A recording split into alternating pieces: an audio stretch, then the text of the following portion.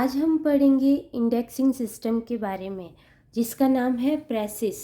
Precious जिसकी full form है preserved context index system. इसे विकसित किया था 1960 में डेरिक ऑस्टिन ने। क्यों इसे विकसित किया गया था, लाइब्रेरी साइंस में इसका क्या यूज़ है, इसके बारे में अब हम विस्तार से पढ़ेंगे। इसे ब्रिटिश नेशनल बिब्लियोग्राफी यानी BNB इसके लिए सब्जेक्ट एंट्रीज़ बनाने के लिए इसको विकसित किया गया था।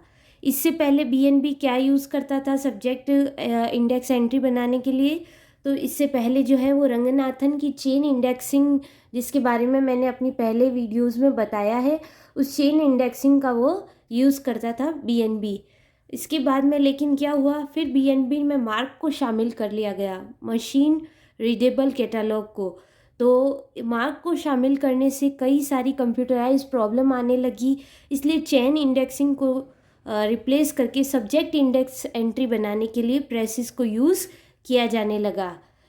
इसके यूज़ से क्या हुआ, डायरेक्ट मशीन रीडेबल रिकॉर्ड मिलना शुरू हो गया और अब कंप्यूटर से ही डायरेक्ट अल्फ़ाबेटिकल इंडेक्स एंट्री बनने लगी।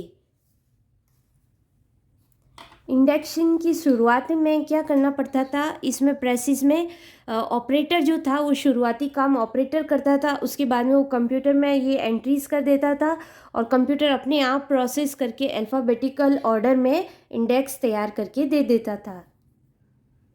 नेक्स्ट हम पढ़ेंगे प्रेसिस के कॉन्सेप्ट के बारे में कि प्रेसिस के अंदर क्या क्या चीज़ों को शामिल किया गया है। सबसे पहला है टर्म। टर्म किसे कहते हैं, किसी भी कॉन्सेप्ट का वर्बल रिप्रेजेंटेशन टर्म कहलाता है। यह दो शब्द का भी हो सकता है या दो से अधिक शब्दों से मिलकर भी बन सकता है। जैसे एग्जाम्पल हम लेते हैं computerisation of documents in India, तो इस पूरे जो सेंटेंस है उसको हम क्या बोलेंगे, टर्म बोलेंगे। नेक्स्ट आता है इसका पार्ट स्ट्रिंग। स्ट्रिंग किसे कहते हैं, किसी भी कंपोनेंट टर्म में से आर्टिकल, प्रीपोजिशन, सिंबल्स इन सब को हटाकर और फिर लास्ट में इसमें रोल ऑपरेटर जोड़कर फाइनली जो सेंटेंस हमको मिलेगा उसको क्या कहते हैं, स्ट्रिंग कहते हैं। तो ये जैसे computerisation of documents in India, तो इसमें से ऑफ है, इन है, इन सबको रिमूव करके और हम क्या बनाएंगे, एक स्ट्रिंग बनाएंगे। नेक्स्ट हम पढ़ेंगे रोल ऑपरेटर के बारे में। रोल ऑपरेटर क्या है, ऐसे कोड या सिंबल्स जो कंपोनेंट टर्म का फंक्शन दर्शाते हैं उसे रोल ऑपरेटर कहते हैं। और ये रोल ऑपरेटर क्या होते हैं, सिंबल्स होते हैं, कोड्स होते हैं, इसलिए ये सिर्फ उन्हीं को पता होते हैं जो इंडेक्स को बनाता है या इंडेक्स फॉर्म करता है। ये सिर्फ उनके लिए ही है। जब हम इंडेक्स की एंट्री करेंगे तब हम इस कोड को या इस रोल ऑपरेटर को कहीं भी नहीं दर्शाएंगे। जैसे 0 है तो वो इंडिया के लिए है, 1 है तो डॉक्यूमेंट्स के लिए है, सेकंड है, 2 है तो कंप्यूटराइजेशन के लिए है। अब मैं आपको रोल ऑपरेटर की जो कोड और सिंबल्स है उनकी पूरी एक टेबल दिखाऊंगी। दो तरह के रोल ऑपरेटर है, प्राइमरी एंड सेकेंडरी। या हम प्राइमरी ऑपरेटर के बारे में पढ़ेंगे। पहला है एनवायरनमेंट ऑफ कोर कॉन्सेप्ट, जिसके अंदर 0, 1, 2, 3 आते हैं। 0 लोकेशन के लिए है, 1 की सिस्टम के लिए है और 2 जो है वो एक्शन के लिए है, यानी इफ़ेक्ट ऑफ एक्शन बताना। थर्ड है performance of transitive action. Second है एक्स्ट्रा कोर कॉन्सेप्ट, इसमें 4, 5 और 6 आते हैं। 4 है view point as form, 5th है सेलेक्ट इंस्टेंस एंड 6 है form of document target user. इस तरीके से ये प्राइमरी ऑपरेटर की पूरी लिस्ट है। नेक्स्ट हम सेकेंडरी ऑपरेटर के बारे में पढ़ेंगे। 3 तरीके के हैं, coordinate concept, dependent element and third है स्पेशल क्लास ऑफ एक्शन। इसमें F, G, P, Q, R, S, T, U ये जो इसके सिंबल्स है और उसके जो नेम है वो उसके सामने दे रखे हैं। इस तरह इन रोल ऑपरेटर्स को हम टर्म्स के साथ जोड़कर एक पूरा स्ट्रिंग बनाएंगे, जिसका यूज़ हम क्लास सब्जेक्ट इंडेक्स एंट्री के अंदर करेंगे। नेक्स्ट हम पढ़ेंगे इंडेक्स की एंट्री कैसे करेंगे, कौन से फॉर्मेट है जो हम उस इंडेक्स की एंट्री करने के लिए यूज़ करेंगे। तो प्रेसिस टेक्निक में 3 तरह के फॉर्मेट है जो इंडेक्स की एंट्री करने के लिए यूज़ होते हैं। सबसे पहला स्टैंडर्ड फॉर्मेट, सेकंड है प्रेडिकेट ट्रांसफॉर्मेशन फॉर्मेट और थर्ड है इन्वर्टेड फॉर्मेट। इसमें जो सबसे प्रचलित फॉर्मेट है जिसके बारे में आज हम पढ़ेंगे वो है स्टैंडर्ड फॉर्मेट। इसे डिस्प्ले फॉर्मेट भी कहते हैं और इसका जो यूज़ है वो कॉन्टेक्स्ट डिपेंडेंसी और वन टू वन रिलेशन प्राप्त करने के लिए किया जाता है। मतलब जो टर्म हम बनाएंगे उस पर डिपेंडेंसी रहती है इसकी, और वन टू वन रिलेशन यानी एक से आगे एक जोड़कर, सारी टर्म्स को जोड़कर हम क्या बनाएंगे, एक फॉर्मेट बनाएंगे, इसलिए इसे वन टू वन रिलेशन भी कहते हैं।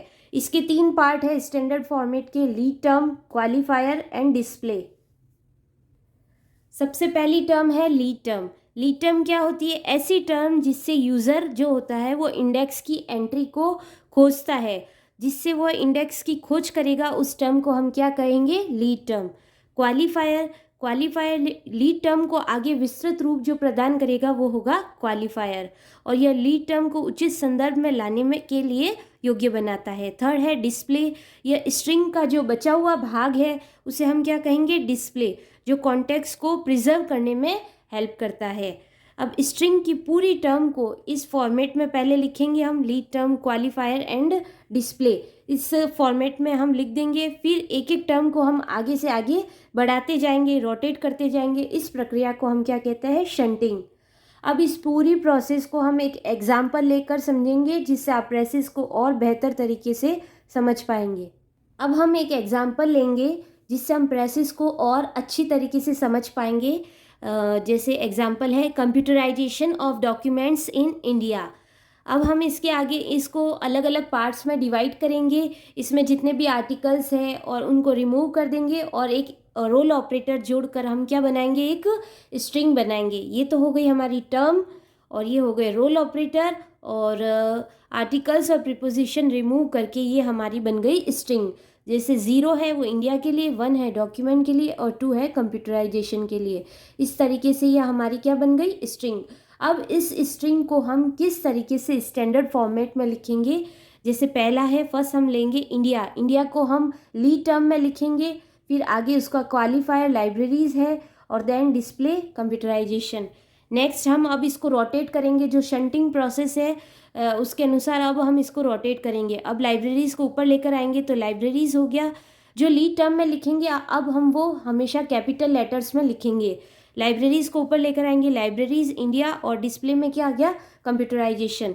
नेक्स्ट अब हम कंप्यूटराइजेशन को ऊपर लेंगे, अब हम लिखेंगे कंप्यूटराइजेशन लाइब्रेरीज़ इंडिया। इस तरीके से अब हम इस पूरी स्ट्रिंग को हमने किस फॉर्म में लिख दिया, एक स्टैंडर्ड फॉर्मेट में लिख दिया।